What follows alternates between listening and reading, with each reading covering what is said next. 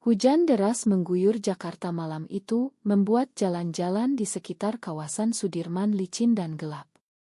Aku, Rani, berlari di bawah payung yang sudah rusak, mencoba menghindari genangan air sambil memegang botol bir yang hampir kosong.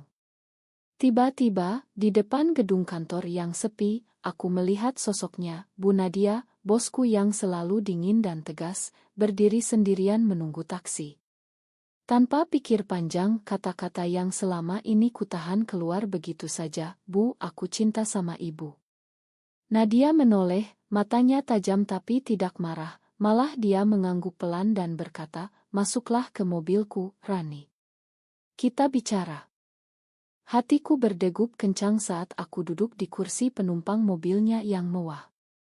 Aroma parumnya yang lembut bercampur dengan bau hujan membuat kepalaku semakin pusing.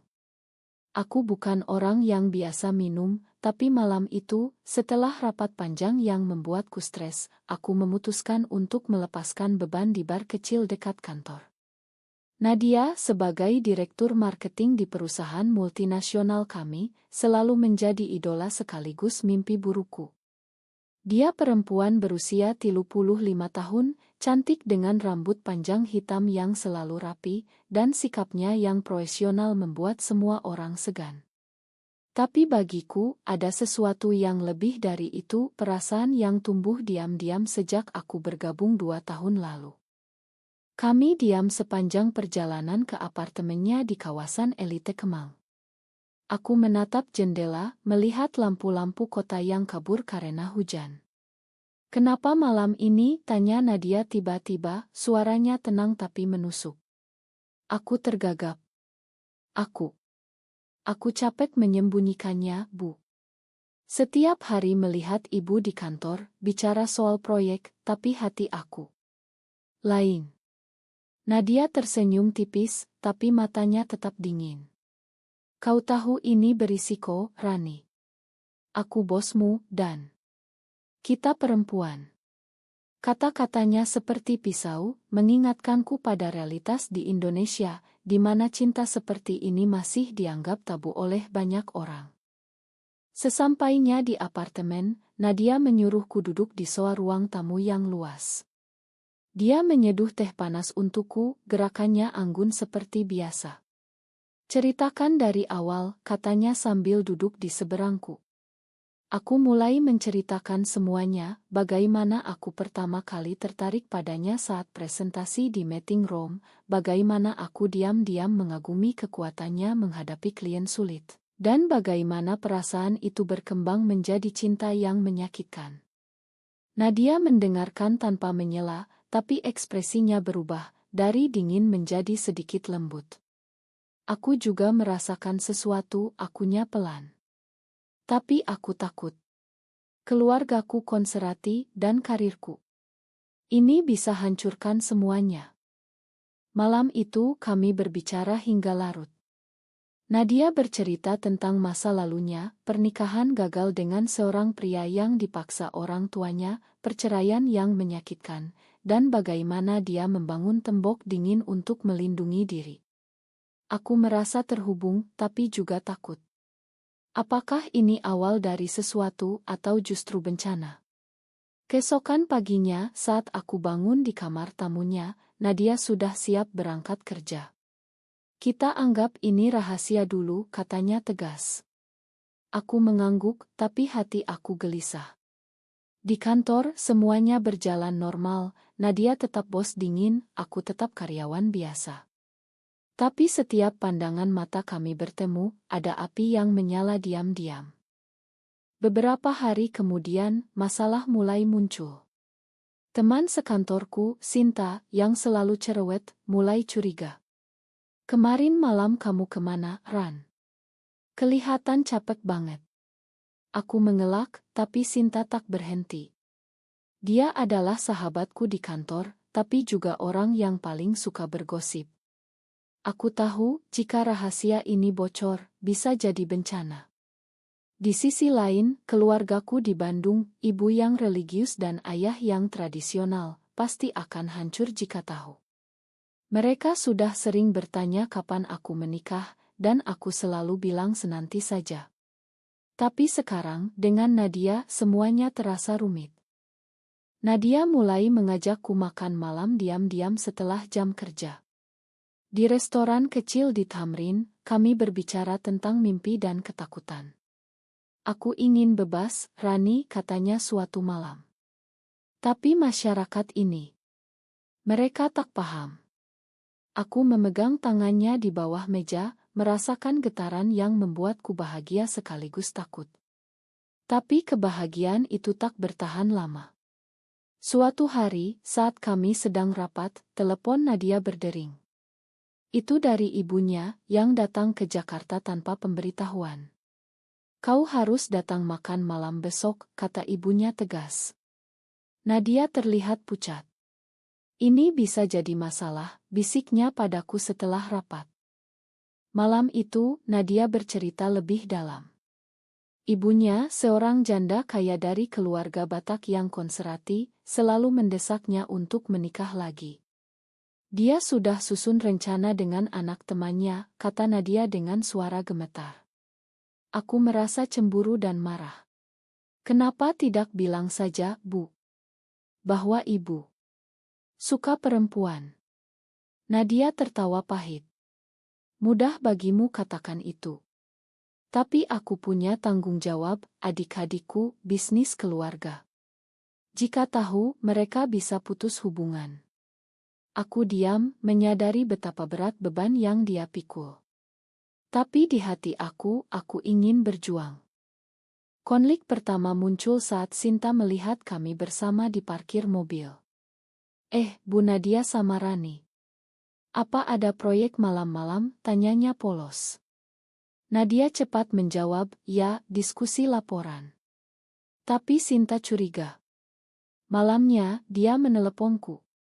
Ran, kamu lagi deket sama Bu Nadia ya? Hati-hati, gosip kantor bisa ganas. Aku panik, tapi berusaha tenang. Di sisi lain, Nadia mulai menjauh.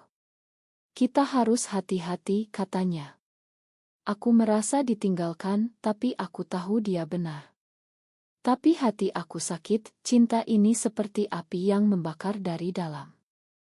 Akhirnya, aku memutuskan untuk bertemu ibuku di Bandung akhir pekan itu. Di rumah sederhana kami, ibu bertanya, kapan bawa calon, Ran? Umurmu sudah 28.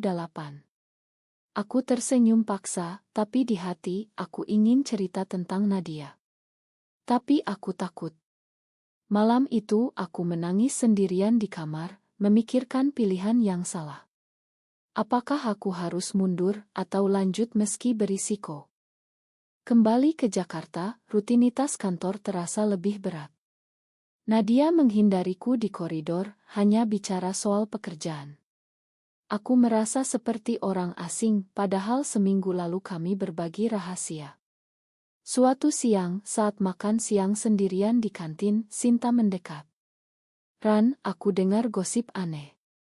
Katanya kamu sering keluar malam sama Bu Nadia. Hatiku jatuh. Siapa bilang? Tanyaku tajam. Sinta mengangkat bahu. Orang-orang di tim. Hati-hati ya, bisa-bisa dipecat. Aku marah, tapi lebih takut. Gosip di kantor seperti virus, cepat menyebar dan sulit dihentikan. Malam itu, aku menelepon Nadia. Kita harus bicara, kataku. Dia setuju, dan kami bertemu di kai kecil di Senopati. Nadia terlihat lelah, lingkar hitam di matanya. Ibuku mendesakku bertemu dengan pria itu, katanya pelan. Namanya Andi, anak teman bisnis. Aku merasa dunia runtuh. Kenapa tidak tolak saja? Tanyaku dengan suara gemetar. Nadia menatapku lama. Karena jika aku tolak, dia akan curiga. Dan jika tahu tentang kita, aku bisa kehilangan segalanya. Kata-katanya seperti tamparan. Aku sadar, cinta ini bukan hanya tentang kami berdua, ada keluarga, masyarakat, dan norma yang menekan. Di Indonesia, di mana agama dan tradisi sangat kuat, cinta sesama jenis sering dianggap dosa. Aku ingat cerita teman sekolah yang diusir keluarga karena hal serupa. Tapi aku tak mau menyerah. Kita bisa pergi dari sini, usulku nekat. Pindah ke Bali atau luar negeri. Nadia tertawa lemah. Kau masih muda, Rani. Aku punya karir yang dibangun bertahun-tahun. Kami berdebat panjang malam itu, suara kami naik turun. Akhirnya, Nadia memegang tanganku. Beri aku waktu. Aku mengangguk, tapi hati aku ragu. Beberapa hari kemudian, konflik memuncak. Saat rapat tim, Nadia memarahiku di depan semua orang karena kesalahan kecil di laporan. Ini tidak profesional, Rani, bentaknya. Aku terdiam, mata berkaca-kaca. Setelah rapat, aku menghadapinya di ruangannya. Kenapa begitu, Bu? Karena takut orang curiga. Nadia menutup pintu. Ya, karena itu.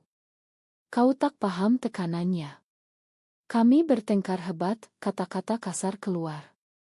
Aku bilang dia pengecut, dia bilang aku egois. Aku pergi sambil menangis, merasa dikhianati. Malamnya, Sinta datang ke apartemenku. Aku tahu semuanya, Ran. Kamu dan Bu Nadia. Itu benar. Aku terkejut. Ternyata dia mengikuti kami ke KAI. Tolong jangan bilang siapa-siapa, pintaku. Sinta mengangguk, tapi matanya penuh judemen. Ini salah, Ran. Keluargamu gimana?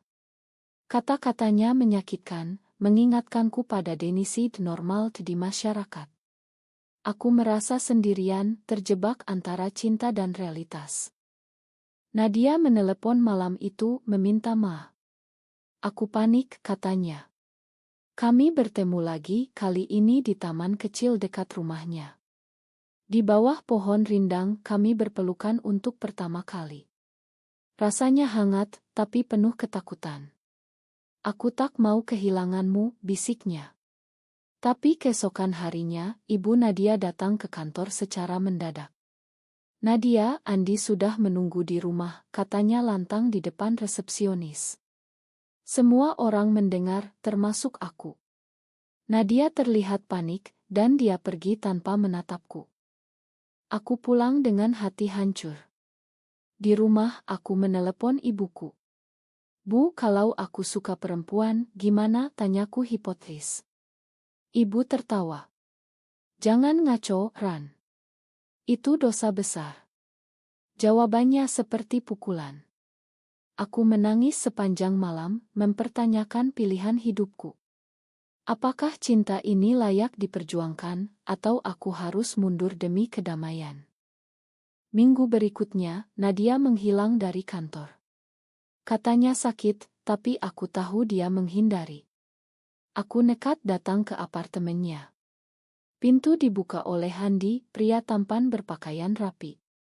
Siapa? Tanyanya. Nadia muncul di belakang, wajahnya pucat.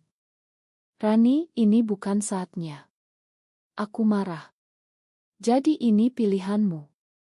Aku pergi sambil berlari, merasa dikhianati total. Di jalan, aku berpikir tentang pengkhianatan itu bukan hanya dari Nadia, tapi dari masyarakat yang memaksa kami bersembunyi. Sinta menelepon, bilang gosip sudah menyebar. Beberapa orang bilang kalian deket banget. Aku panik. Karirku terancam. Di rumah, aku memutuskan untuk resign. Tapi sebelum itu, aku bertemu Nadia lagi. Di KAI yang sama, dia menangis. Aku tak bisa, Rani. Ibuku sakit kalau tahu. Aku marah. Jadi kau pilih mereka daripada kita. Kami bertengkar lagi, tapi kali ini lebih dalam, tentang moral, tanggung jawab, dan pengorbanan. Aku pergi dengan hati hancur, tapi juga marah. Setelah pertengkaran itu, aku memutuskan untuk cuti panjang. Aku kembali ke Bandung, mencoba melupakan semuanya. Di rumah, ibu melihatku murung. Ada apa, nak? Kerja berat ya? Aku menggeleng, tapi hati aku ingin cerita. Ayah, yang jarang bicara, malah bilang, jangan mikir aneh-aneh. Fokus karir saja. Kata-katanya menyadarkanku betapa sulitnya keluar dari norma keluarga. Di malam hari, aku sering memandang foto Nadia di ponsel, merindukannya tapi juga membencinya. 2 minggu kemudian, Nadia menelepon. Aku butuh bicara, katanya dengan suara lemah. Aku setuju bertemu di Jakarta. Di taman kota yang sepi, dia datang dengan mata sembab. Aku tolak Andi, katanya. Ibuku marah besar, bilang aku tak tahu diri. Aku terkejut. Kenapa, tanyaku. Nadia menangis. Karena aku sadar, hidup dengan pura-pura lebih menyakitkan. Kami berpelukan lagi, tapi kali ini ada harapan. Tapi harapan itu rapuh. Gosip di kantor sudah parah, beberapa kolega memandangku aneh saat aku kembali. Sinta, yang dulu sahabat, mulai menjauh. Aku tak mau terlibat, Ran. Ini bisa bikin reputasiku jelek. Pengkhianatannya menyakitkan. Aku merasa sendirian di kantor, hanya Nadia yang diam-diam mendukung. Tapi tekanan dari keluarga Nadia meningkat. Adiknya menelepon, marah-marah. Kak, kamu gila. Ibuku sakit karena kamu. Nadia depresi, sering absen. Aku mencoba menghiburnya, tapi aku sendiri rapuh. Suatu hari, di rapat besar, bos besar perusahaan memanggil Nadia. Ada laporan tentang hubungan tidak profesional, katanya tegas. Nadia pucat. Ternyata seseorang melaporkan kami, mungkin Sinta. Nadia ditanya, dan dia menyangkal. Itu gosip saja, Pak. Tapi matanya berkaca saat keluar ruangan. Malam itu, dia bilang padaku, mungkin kita harus berhenti. Aku marah. Setelah semua ini, kau mundur lagi. Kami bertengkar hebat, saling tuduh. Aku bilang dia lemah, dia bilang aku tak realistis. Keesokan harinya, aku dapat telepon dari ibu. Rani, ada gosip dari Jakarta. Katanya kamu dengan perempuan. Hatiku berhenti. Ternyata saudara sepupu yang kerja di perusahaan tetangga mendengar. Ibu menangis. Ini salah, nak. Datang pulang sekarang. Aku panik, merasa dunia runtuh. Di Indonesia, di mana undang-undang anti-LGB semakin ketat, ini bisa jadi masalah besar. Aku memutuskan untuk pulang, tapi sebelum itu bertemu Nadia terakhir kali. Di apartemennya kami berbicara panjang. Aku cinta kamu, Rani, katanya. Tapi harga yang harus dibayar terlalu mahal. Aku menangis. Apa kita salah mencinta? Kami memutuskan untuk pisah sementara, demi melindungi satu sama lain. Tapi hati aku hancur. Di kereta ke Bandung, aku memikirkan mautun moral, apakah cinta ini dosa, atau masyarakat yang salah. Di rumah, ibu dan ayah menginterogasi. Benar enggak gosip itu, tanya ayah marah. Aku menangis dan mengaku. Ya, Pak. Aku suka perempuan. Mereka terkejut. Ibu menangis, ayah diam membisu. Malam itu, rumah penuh ketegangan. Ayah bilang, kau harus berubah. Ini bukan jalan Tuhan. Aku merasa dikhianati oleh keluarga sendiri. Tapi aku tak mundur. Ini aku, Pak. Tak bisa diubah. Minggu berikutnya, Nadia datang ke Bandung secara diam-diam, kami bertemu di kai kecil. Aku resign dari kantor, katanya. Mulai bisnis sendiri. Aku terkejut. Demi apa? Demi kita, jawabnya. Tapi ibuku tahu dan marah besar. Jangan dekat anakku, bentaknya saat melihat kami. Konflik keluarga memuncak. Nadia pergi, tapi janji akan kembali. Aku merasa terjebak antara cinta dan keluarga. Akhirnya, aku memilih pindah ke Bali, mencari kedamaian. Nadia setuju ikut. Tapi sebelum itu ada pengorbanan besar, aku putus hubungan dengan keluarga. Ibu menangis, ayah tak bicara lagi. Harga yang mahal untuk kebebasan. Di Bali kami mulai hidup baru, tapi bayang-bayang masa lalu masih ada. Di Bali, udara segar dan pantai indah seharusnya menyembuhkan, tapi luka masih dalam. Aku dan Nadia menyewa rumah kecil di Ubud, jauh dari hiruk-pikuk Jakarta. Nadia memulai bisnis konsultasi online, aku bekerja relance sebagai desainer. Kami hidup sederhana, tapi bahagia untuk sementara. Tapi telepon dari Jakarta sering mengganggu. Adik Nadia menelepon, bilang ibunya sakit karena stres. Ini gara-gara kamu, Kak, katanya marah. Nadia menangis setiap malam, merasa bersalah. Apakah ini benar, Rani? Tanyanya. Aku tak bisa jawab pasti. Suatu hari, Sinta meneleponku. Ran, maafkan aku. Aku yang laporkan kalian. Pengakuannya seperti bom. Kenapa? Tanyaku marah. Karena aku takut. Dan aku cemburu. Ternyata Sinta punya perasaan padaku. Pengkhianatan itu menyakitkan, tapi juga membuka mata. Masyarakat penuh hipokris, mereka menilai tapi sembunyikan rahasia sendiri. Aku memakannya tapi tak mau berteman lagi. Konflik baru muncul saat keluargaku datang ke Bali tanpa pemberitahuan. Ibu dan ayah berdiri di depan rumah, wajah mereka lelah. Pulanglah, Ran, pinta ibu. Ayah menatap Nadia dengan dingin. Ini bukan hidup yang benar. Kami bertengkar hebat di teras. Aku bilang, ini pilihan aku, Pak. Ayah marah, bilang aku durhaka. Mereka pergi tanpa pamit, meninggalkan luka baru. Nadia menghiburku, tapi aku tahu dia juga ragu. Apakah kita egois? Tanyanya. Hidup di Bali tak semudah dibayangkan. Teman-teman lokal mulai curiga dengan hubungan kami. Di desa yang tradisional, gosip cepat menyebar.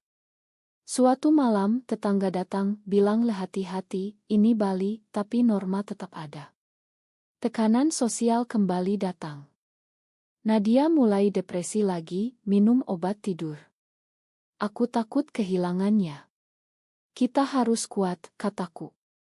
Tapi di hati, aku pertanyakan semuanya. Puncaknya saat ibu Nadia meninggal. Berita itu datang seperti petir. Nadia terbang ke Jakarta untuk pemakaman, aku ikut diam-diam, di sana keluarganya menyalahkannya. Kau yang bikin ibu sakit, kata adiknya. Nadia hancur, menyalahkan diri sendiri. Setelah pemakaman, dia bilang, mungkin kita harus pisah. Aku marah. Jangan karena ini. Kami bertengkar di hotel, suara keras hingga tetangga kamar menggedor pintu. Nadia pergi sendirian malam itu. Aku kembali ke Bali sendirian, merasa hilang. Beberapa hari kemudian, Nadia kembali. Aku tak bisa tanpa kamu, katanya sambil menangis. Kami berdamai, tapi luka semakin dalam. Kami memutuskan untuk terapi, mencari psikolog di Denpasar yang paham isu. Di sesi pertama, psikolog bilang konflik ini normal di masyarakat seperti Indonesia. Kalian harus pilih, sembunyi atau berjuang. Kata-katanya membuka mata kami. Tapi perjuangan tak mudah. Aku kehilangan klien karena gosip. Nadia bisnisnya goyah. Kami sering bertengkar soal uang dan masa depan. Apakah ini layak? Tanyaku suatu malam. Nadia diam, lalu bilang, ya, karena aku cinta kamu. Tapi cinta saja tak cukup. Saat demo anti-LGBT di Jakarta meledak di berita, kami takut. Bagaimana kalau undang-undang baru larang kita? Tanyaku. Nadia memelukku ketat. Kita hadapi bersama. Akhirnya kami memutuskan untuk aktif di komunitas rahasia di Bali. Bertemu orang-orang sejenis, berbagi cerita. Itu memberi kekuatan, tapi juga risiko. Suatu hari, polisi raya gathering kecil kami. Meski tak ditangkap, ketakutan itu nyata. Nadia bilang, mungkin kita pindah ke luar negeri. Aku setuju, tapi itu berarti tinggalkan segalanya. Pengorbanan lagi. Proses pindah ke luar negeri tak mudah. Kami memilih Singapura, di mana lebih toleran. Nadia menjual asetnya, aku resik dari semua pekerjaan. Keluarga tak tahu, kami putus kontak total. Di pesawat, aku memegang tangan Nadia, merasa bebas tapi juga kehilangan. Apakah ini benar? Tanyaku. Nadia tersenyum. Kita akan tahu nanti. Di Singapura, kami mulai hidup baru, Nadia kerja di perusahaan internasional, aku belajar lagi. Tapi bayang-bayang Indonesia masih ada. Suatu hari, surat dari ibuku datang. Kembalilah, nak. Kami makan. Aku menangis, tapi tak balas. Nadia juga dapat pesan dari adiknya, meminta maaf. Mungkin mereka berubah, katanya. Tapi kami ragu. Hidup di luar membuat kami lebih kuat, tapi juga menyadari harga yang dibayar, kehilangan akar, keluarga, dan identitas budaya. Di komunitas Singapura, kami bertemu banyak cerita serupa, pengungsi dari norma ketat. Konflik terakhir muncul saat Nadia ditawari promosi kembali ke Jakarta. Ini kesempatan besar, katanya. Aku marah. Kembali ke neraka itu. Kami bertengkar lagi, saling tuduh egois. Nadia bilang aku tak paham karir, aku bilang dia tak hargai pengorbanan kami. Pertengkaran itu berujung pada pemisahan sementara, Nadia tinggal di hotel. Aku sendirian, memikirkan semuanya, dari malam mabuk itu hingga sekarang. Apakah semua ini sia-sia? Setelah seminggu, Nadia kembali. Aku tolak tawaran itu, katanya. Kau lebih penting. Kami berdamai, lebih kuat dari sebelumnya. Kami memutuskan untuk menikah secara simbolis di Singapura dengan teman-teman baru. Itu momen bahagia, tapi penuh emosi. Di pesta kecil, aku berpidato, cinta ini penuh luka, tapi itulah yang membuatnya nyata. Tahun-tahun berlalu, kami hidup stabil. Tapi suatu hari, berita dari Indonesia, keluargaku sakit. Aku memutuskan kembali, sendirian. Di Bandung, ibu memelukku sambil menangis. Makan kami, nak. Ayah juga lembut. Aku cerita tentang Nadia, dan kali ini mereka mendengar. Bawa dia ke sini, kata ibu. Aku terkejut. Perubahan itu lambat, tapi nyata. Nadia datang, dan pertemuan keluarga penuh tegang tapi akhirnya damai. Tapi tidak semua bahagia. Adik Nadia masih menolak, dan masyarakat tetap juga mental. Kami memilih hidup bolak-balik antara Singapura dan Indonesia, menyeimbangkan cinta dan akar. Di akhirnya, aku sadar, cinta seperti ini penuh pengorbanan, pengkhianatan, dan kebangkitan. Tapi apakah itu layak? Apakah memilih cinta di atas segalanya selalu benar, atau terkadang pengorbanan diri demi keluarga lebih mulia?